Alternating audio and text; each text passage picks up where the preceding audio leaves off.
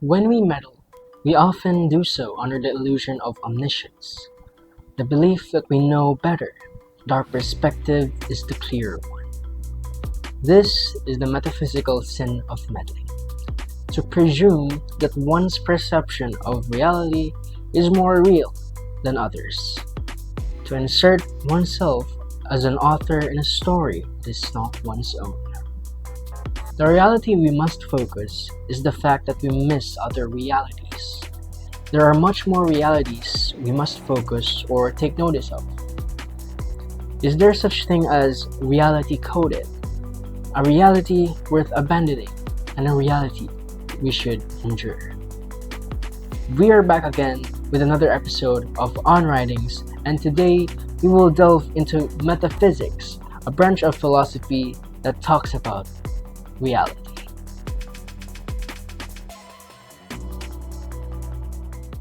I've grown fond hearing the words reality checks, and it can sometimes be an insult, because for us humans, we most likely don't want to be reminded of the sad reality. We are stuck in illusions, in an endless loop of collapse. We want to hold on to that moment, never to detach. Now, meddling in this context serves as the reality checks brought by others.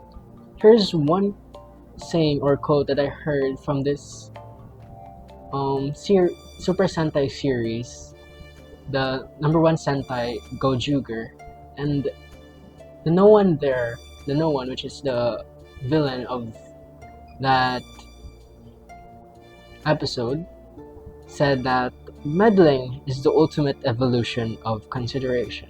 And when I first heard this, it is a philosophical statement in which we need to debate on.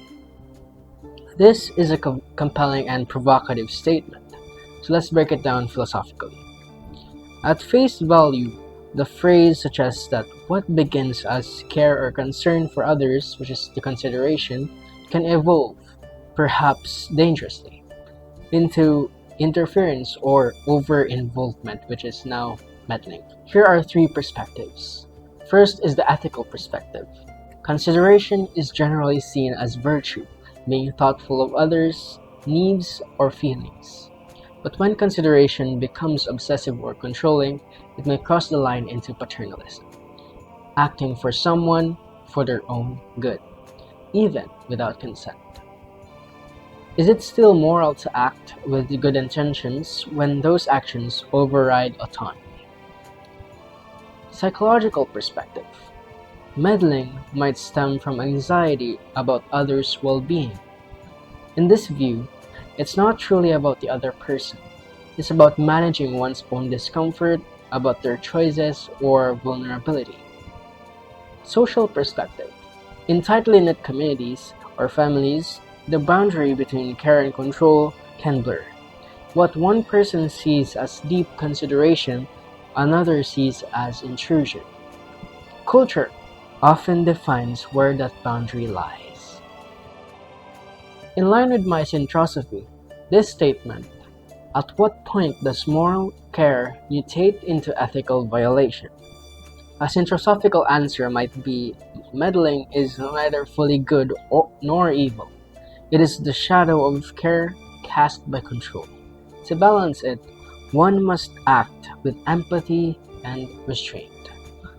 Now, the metaphysics of reality checks in relationships. Reality as constructed versus reality as lived. When outsiders give a reality check and it slaps your inner core of realization, you'll start to wonder, especially if they label you with negative realities, often based on fragments of observed or interpreted behavior. That is not the entire truth. These judgments stem from a constructed reality, so reality should be lived. So in essence, reality should or is lived.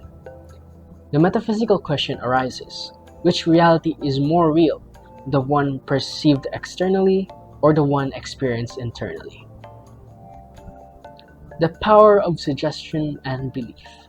Sometimes, One partner may begin to believe these external reality checks even if they contradict what has been felt or built within. Why? Because in moments of doubt or emotional vulnerability, external voices can feel louder than inner truths. But metaphysically, this is dangerous because it risks abandoning ontological truth, the truth of what truly exists between two people. For a consensus illusion, what others agree might be true. Belief in metaphysics has the power to reshape one's sense of reality. So when someone gives in to others' perceptions, they may unknowingly create a new false reality, one where love is no longer trusted and where misunderstanding masquerades as insight. For our example given, here's a thought process divided into four competing realities for us to choose and consider what matters the most. The public reality, what others see or think. The personal reality, what you and your partner have built or experienced.